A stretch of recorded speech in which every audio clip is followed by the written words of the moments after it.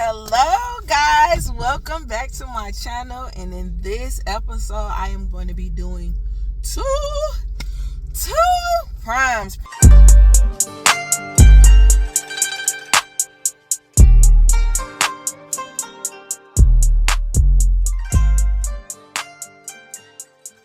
Prime season has been, I can't say whooping me because I've been winning, okay? I've been fighting back. I've been knocking teeth out, okay? I've been winning. You can see I already got my balloons blown up. So in this ride, I'm just gonna tell y'all some tips, tricks that you can do to become a better balloon artist or better your balloon business, your balloon side hustle, whatever you want to call it. And the very first thing I want to say, you're gonna hear me talk about this in all my videos, is get you a balloon bag. Get you a balloon bag like this.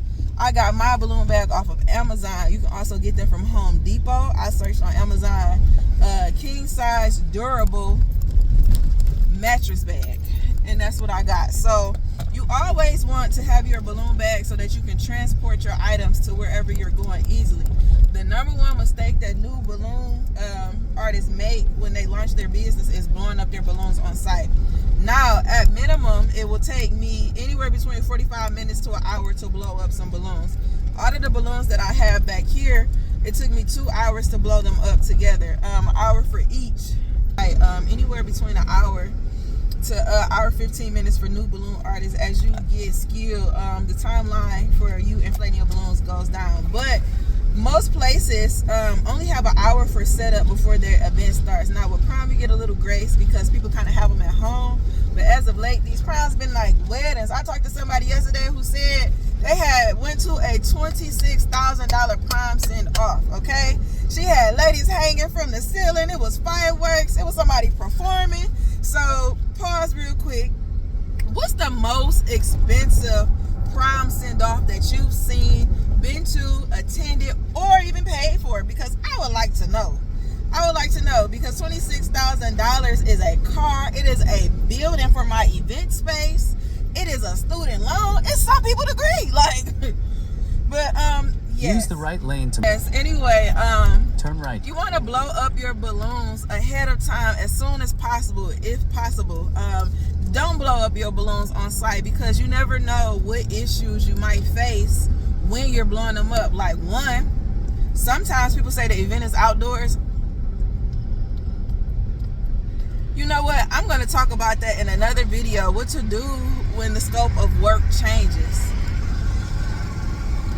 You want to blow your balloons up as soon as possible because you never know what might happen. Murphy's Law. Stay in the left 3 lanes. Something that I have been running into lately is the scope of work changing. So the scope of work changing in about 13 miles. Take exit 222B toward Harbor Avenue. It could be anywhere between, oh, I don't want this balloon arch at the top anymore. I would actually like it on the left. Oh, we're actually moving from indoors to outside. Oh, XYZ, whoop-de-whoop, blah, blah, blah. You don't want to run into issues like that. I don't know why that was relevant to what we were talking about.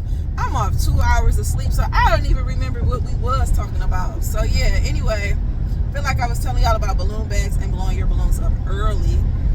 You also, a benefit of blowing up your balloons as early as possible is you can color match, okay? You never want to get to the event and you start blowing up the balloons and you see that you have ivory when you should have had cream. Your white is just a little too white. Your white is a little too see-through. Sometimes that happens. And that's another thing to beware for windows. Windows.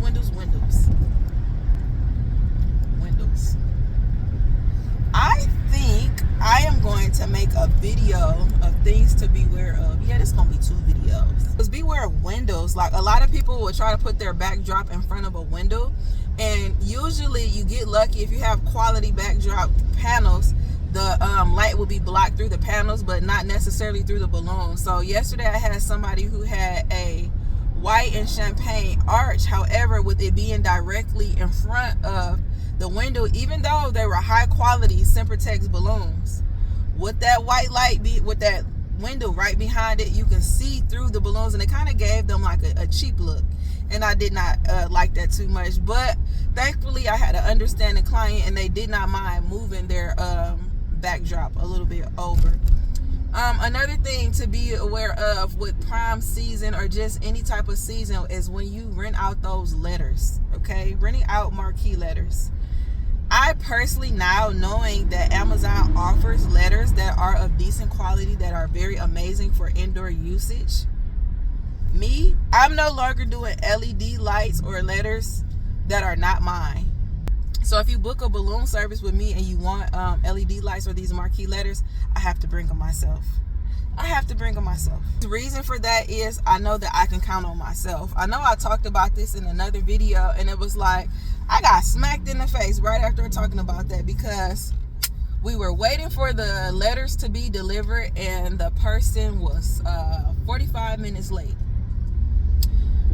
You only get an hour to set up, and they were 45 minutes late, which meant I had 15 minutes to throw those balloons together, and I was not a fan of that whatsoever. So in retrospect, what I would have done, or what I will now start to include in my contracts, is some type of clause saying, like, you know, results may vary based on external circumstances outside of my control, blah blah blah blah blah. Like, beware of things like that. Like, the person bringing those letters late had nothing to do with me, but it was on me to finish the look, to give them the desired outcome that they wanted to achieve in under 15 minutes.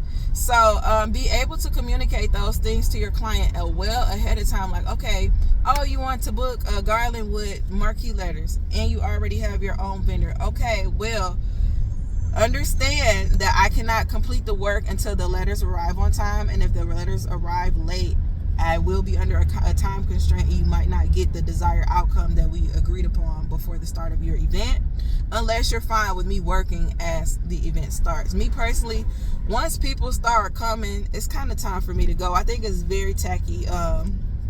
For me, I feel tacky still working after the event has started. It's one thing if people come early, but if the event start and I'm still working on balloons, I'm not pleased. I'm not pleased at all. So yeah, that was a tangent I went on.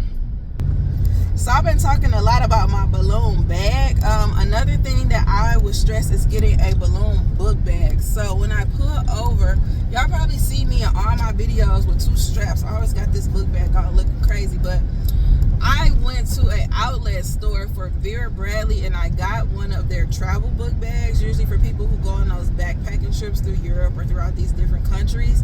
And it has so many different compartments and it's super duper expandable, and I love it so much. One, because it fits everything that I need. I have my and it's all compartmentalized really good. I think maybe one day I'm going to do a video showing you everything in my balloon bag and how I have it organized. But I got my balloon machine. I have an area where I keep all of my command hooks and strips. I have a zipper that has all of my 260s. I have a zipper that includes all of my zip ties if I need a zip tie, my safety pins if I want to use a safety pin. I have a compartment that I keep all of the extra balloons just in case, like I might want to inflate a couple extra on site. I have a compartment that I keep all of that in. And then I have enough space in my bag that once I'm done blowing everything up, I can put these empty bags into my balloon bag and keep on going. So it's a way for me to quickly come in carrying everything that I need all in one trip, and it's very, very, very helpful and efficient. So I would recommend that to everybody. Another tip, get those items that I just listed. Get you some command strips, get you some zip ties, get you some safety pins. Why? I use zip ties for my backdrops because I don't know, sometimes 260 balloons are just a little too stretchy for me. So I know a hack is some people take their 260 balloon and they'll tie it around their backdrop, so their backdrop stand, so that they can get the balloons in place on the backdrop. And sometimes they're just too stretchy, it's a little too much movement. So instead, what I'll do is I will tie the 260 around the around the zip tie and zip tie the thing to the backdrop, and it just holds it a little still more. It's a little less movement, something that I like. All right, y'all, let's get into some lessons learned when it comes to outdoor events. So this was a very hot and a very windy day. Boom. You see it already. Number one, make sure you got your camera propped up against something strong to keep it from blowing away or blowing down when the wind blows.